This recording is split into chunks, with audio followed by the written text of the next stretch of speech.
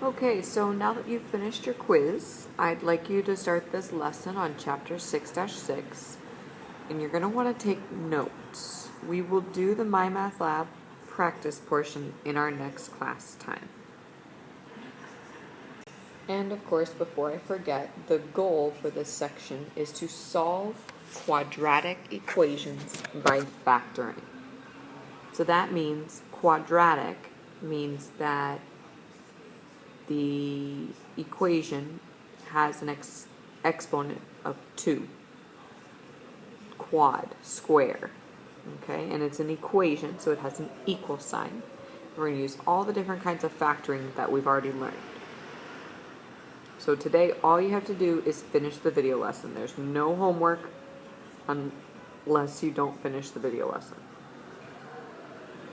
Okay, so if I tell you A times B equals 0, what do we know about the A or the B?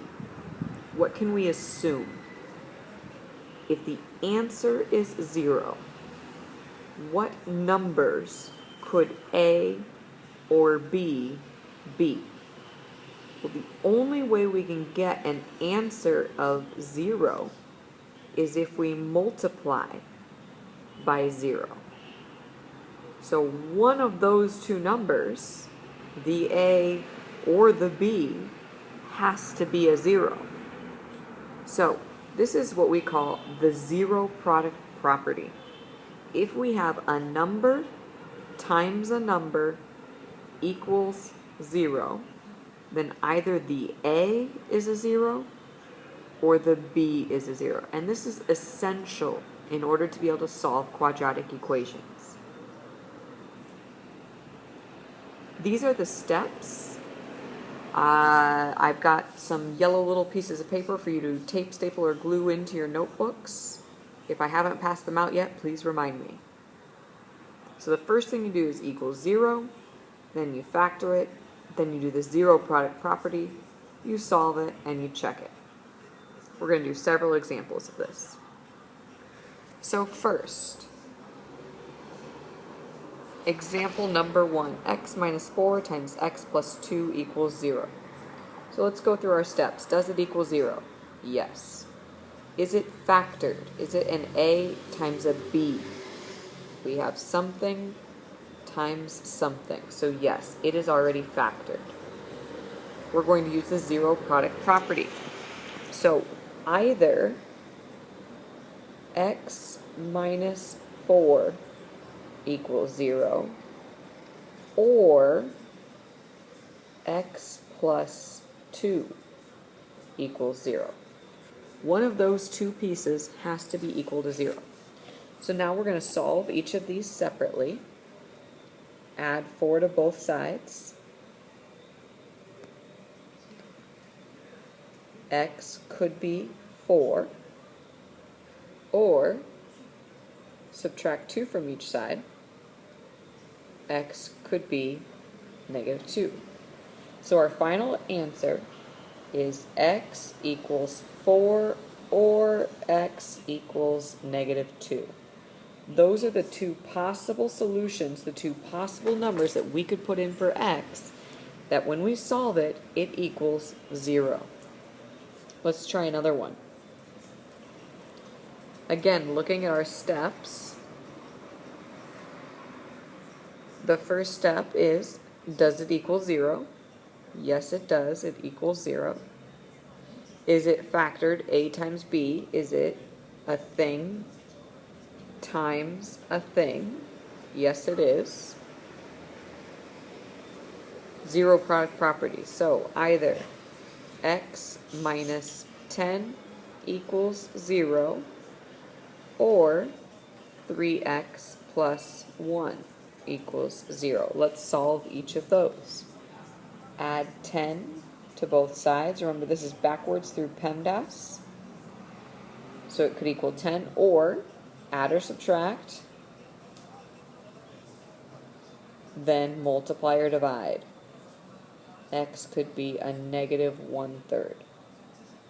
Those are my two possible answers of what the x values could be. Now, the thing that you're going to start to realize is when we're dealing with quadratic equations with exponents of 2, you will always have 2 answers. If we were dealing with an exponent of 3, you would have 3 possible answers. Let's try another problem. Y times y plus 3 equals 0. Does it equal 0? Yes, it does.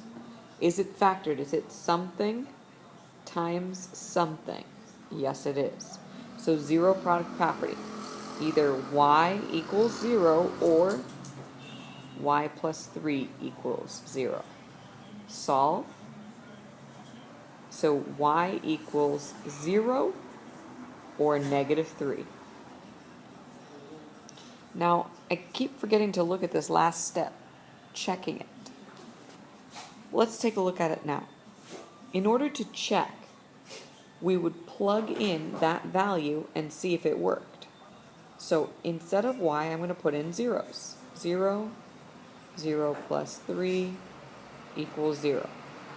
Is 0 times 3 equal to 0? Yes. Let's try negative 3. Negative 3, negative 3 plus 3, 0. Negative 3 times 0 equals 0. Yes, it works. So you can check to make sure that these solutions are correct.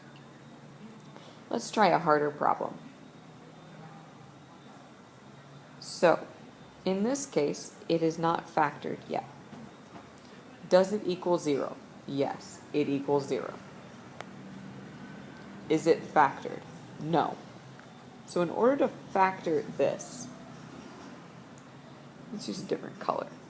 We're looking for factors of negative 18 that add up to negative 3. So 1 times 18, 2 times 9, 3 times 6. Looks like that one's going to work for me, but what should be negative? The 6. Okay, so I can factor this. This is x plus 3, x minus 6 equals 0. So now I have it factored. So the next step is to do the zero product property. Either x plus 3 equals 0 or x minus 6 equals 0. Solve each problem. X could be negative 3 or x could be 6. Final answer. I could check that. So I plug in a negative 3 squared minus 3 times negative 3 minus 18. I might plug that into my calculator. When I do, I will see it equals 0. I can also check the 6. Plug that into my calculator. Should equal 0. Alright, let's do another one. Now, does this problem equal 0? It does not. So that's the first step that we need to do. We need to get this number onto the other side so that it equals 0. So if I add 16, I will get 9x squared minus 24x plus 16 equals 0. So now it equals 0. Now I need to factor it. First thing I want to look for is a GCF. Alright, so I quickly paused the video to not make the video drag on and on forever. But remember, to solve this kind of problem, we're looking for factors of 9 times 16, which is 144, that add up to negative 24. So I listed out all of my possible factors. Finally, in the last one, I found the factor that will work.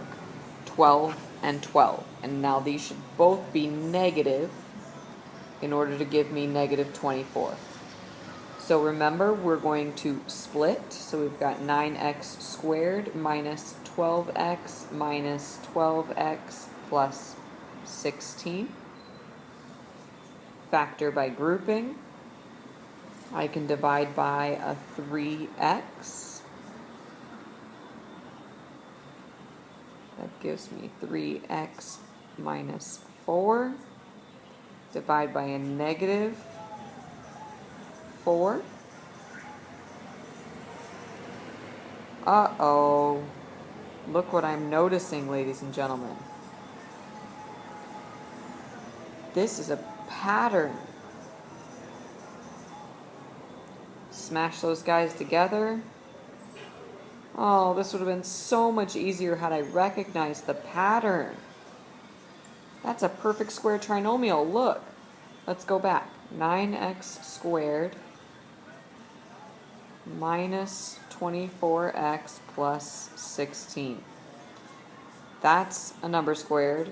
That's a number squared. 3 times 4 times 2 is 24. Had I known that, I could have skipped all of that work. Do you see why these patterns are so important?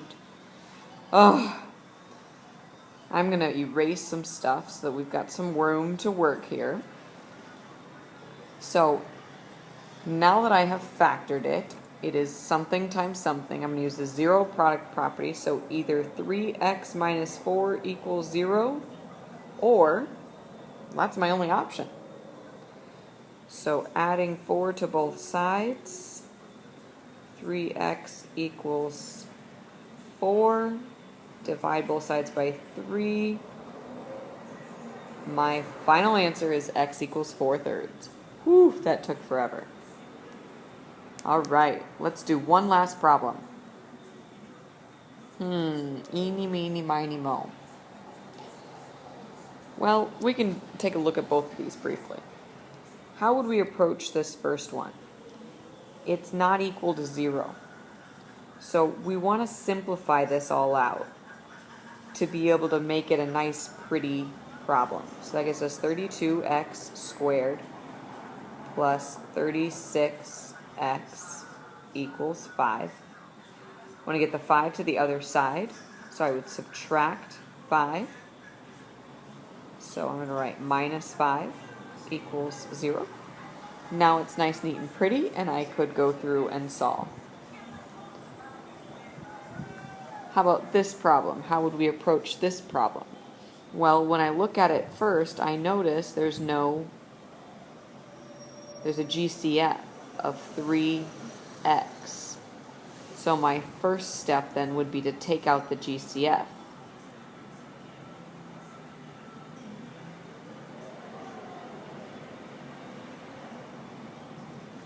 Notice again that that gave me a pattern. That's x plus 4, oh, not 4, 2, times x minus 2. Now remember what I was saying about having something to an exponent of 3. You're going to have 3 possible answers. Either 3x equals 0, or x plus 2 equals 0, or x minus 2 equals 0. So either x equals 0, x equals negative 2, or x equals positive 2. 3 possible answers there because you have an exponent of 3. So remember, I did not finish solving this problem, but I just wanted to kind of show you how you would approach it. This is the end of the video. When we have class next, you will have a My Math Lab as practice.